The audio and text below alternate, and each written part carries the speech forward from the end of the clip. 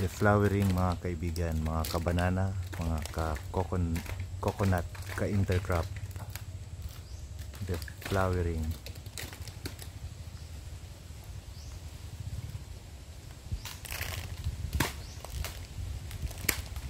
So kailangan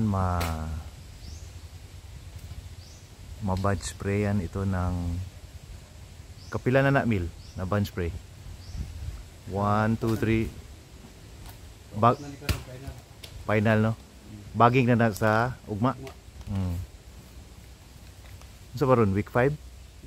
Oh, week 5 po. Week 5 po ang ating mark ka dyan. So after 12 weeks po. So week 17 harvest na naman.